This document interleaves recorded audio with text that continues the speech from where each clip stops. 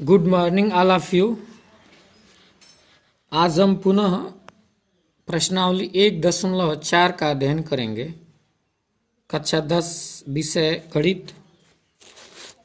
इसमें हम यह ज़्यादातर अध्ययन करना है कि कौन सा जो परिमेय संख्या है या जो भिन्न है, जिसे हम परिमेय संख्या के रूप में लिखते हैं, वो शांत है या अशांत आवर्ती है। शांत मतलब कुछ अंकों के बाद कट जाए, अशांत मतलब यह कटे नहीं, पुनः अशांत आवर्ती मतलब दोबारा कटने के बाद से वही संख्या आती रहे। इसमें जैसे 13/3125 है। इसका यह तरीका है, बताया भी गया है। इसका हम अभाज्य गुणनखंड करेंगे जो 5 पे 3 आएगा हर, जैसा कि सामने आपको बताया जा रहा है। इसमें 2 पे 5 से गुणा करके भी बना सकते हैं, यानी कि यह 10 हो जाएगा। तो भाग देने पर जैसा समझाया गया कोष्टक में आप लिख भी सकते हैं कि यह कट गया है 0.00416, अतः यह शांत दशमलव निरूपित करता है। और इसका जो हर का 3125 का भाज्य गुणनखंड है वह 2 पे n और 5 पे n के रूप का है। अतः लास्ट में हम इसको 13/325 का दशमलव प्रसार शांत है लिख देंगे। इसी प्रकार 17/8 है। इसको 17/2 पे 3 और गुणा 5 पे 3 और नीचे भी गुणा करके 5 पे 3 लिख सकते हैं, अर्थात यह भी शांत दशमलव प्रसार निरूपित करता है। इसको आप हल करके लगाएंगे सेम पहले की तरह। तीसरा है 64/455 लिखा है, यह गुणनखंड करते हैं। तो इसमें 5 के अतिरिक्त 7 और 13 भी गुणा के रूप में आ जा रहा है, और यह 2 पे n और 5 पे m के प्रकार का नहीं है, इसलिए यह अशांत आवर्ती दशमलव प्रसार है। चौथा जो है आपका, जैसा कि बताया गया है, यह सेम उसी प्रकार है। तो यह 2 पे n और 5 पे m के प्रकार का है, तो इसका दशमलव प्रसार शांत होगा। इसी प्रकार 5, 6, 7, 8, 9, 10 आपको समझाए गए हैं और क्लास में भी बताए गए हैं। नहीं समझ में आता है तो आप आस्क कर सकते हैं अपने व्हाट्सएप से या फ़ोन भी करके। तो इस प्रकार यह पहला प्रश्न खत्म होता है। दूसरे पे हम आते हैं। जो पहले प्रश्न में शांत है वही केवल भाग देकर दशमलव के रूप में हमें केवल लिखना है। जो पहला मतलब दिया हुआ है, जैसे 13/3125 शांत है, तो इसको यदि 13 में 3125 से भाग देंगे, जैसा कि भाग दिया गया है, तो इसका मान आएगा 0.00416। उसी प्रकार इसका दूसरा है 17 में 8 से भाग देंगे, जैसे यहाँ 10 भाग दे के बताया गया है, तो 2.125 होगा। जो शांत हैं उन्हीं को हमें भाग देकर दशमलव के रूप में केवल लिखना है।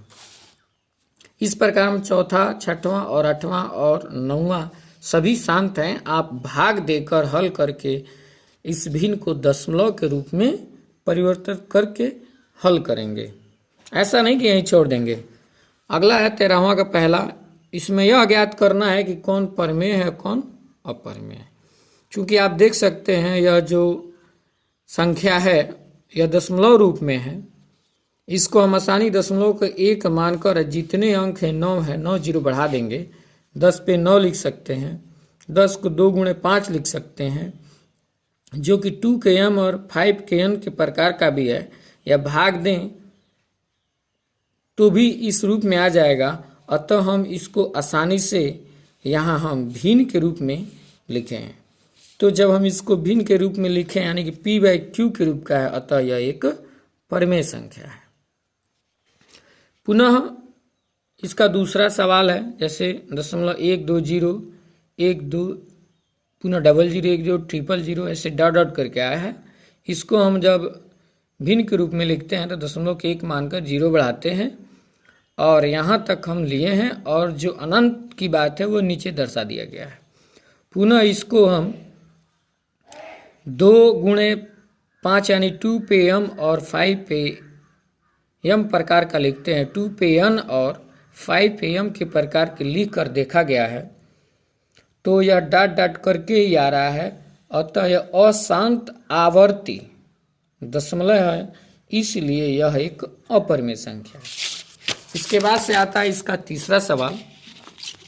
जैसा कि आपको इसको 9th में पढ़ाया गया है, इसमें बताया गया है कि यह परिमेय है या अपरिमेय, इसको भी हमें ज्ञात करना है।